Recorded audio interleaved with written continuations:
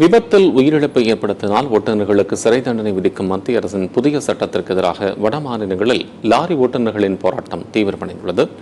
சரக்கு போக்குவரத்து முடங்கியுள்ள நிலையில் மத்திய பிரதேசத்தில் சிக்கி தவிக்கும் தமிழக ஓட்டுநரின் வீடியோவை தற்போது பார்க்கலாம். முன்னாடி 50 கிலோமீட்டர் வண்டி நிற்குது, எனக்கு பின்னாடி ஒரு 50 கிலோமீட்டர் நிற்குது. நாங்கள் வந்து 3 மணி நேரம் 4 மணி நேரம் ஆயிடுச்சுங்க. நடுக்காட்டில் நிற்கிறோம், எதுவும் போகிறதுக்கு வழி இல்லை. எப்போ கிளியர் ஆகுதோ தெரியல. ஒரு தண்ணி வசதி இல்லை, ஒரு கடை வசதி இல்லை, எதுவுமே இல்லை. ஒரு காடாக இருக்குது ரெண்டு பக்கமும். இந்த அடி காடு இந்த அடி காடு. வண்டியெலாம் ரைட்டில் ஏறி போனால் அடிச்சு கணக்கிலான்னு ஒணுக்குறாங்க. எல்லாம் பயங்கரமாக ராவடியெல்லாம் சருன்னு வண்டியில் வரானுங்க போகிறானுங்க. டூ வீலரில் எல்லாம் இங்கே லோக்கல் டிரைவருங்க. இது என்னைக்கு இதுக்கு தீர்வு முடியுமே தெரியல. 6 லட்ச ரூபா பணங்கிறது நமக்கு 6 லட்சம் பணம் வச்சுக்கிட்டு தான் நாம்பே வண்டிக்கு வரோம். நாமளே ரொம்ப கஷ்டத்தை தான் வண்டிக்கு வரோம். இவ்வளோ கஷ்டத்தில் வந்துட்டு நம்ம வண்டி ஓட்டி இது பண்ணி குடும்பத்தை காப்பாற்றது பெரிய விஷயமா இருக்குது.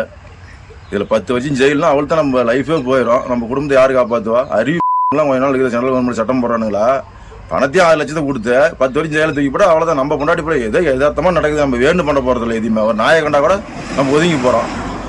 யதார்த்தமாக நடக்கிறது தான். நம்மளையும் மீறியா அலாட்டா ஏதோ டைமில் யதார்த்தமாக நடக்கிறது அசம்பாவம் மாதிரி. நம்ம வேணுன்னு போய் நேருக்கு நேராக போய் வேணும் நம்ம எதுவும் இது பண்ண போகிறதில்ல. ஏற்கனவே ஒரு சட்டம் இருக்குது, அதையும் மீறி இப்போ இந்த சட்டம் போட்டுக்கிறாங்க.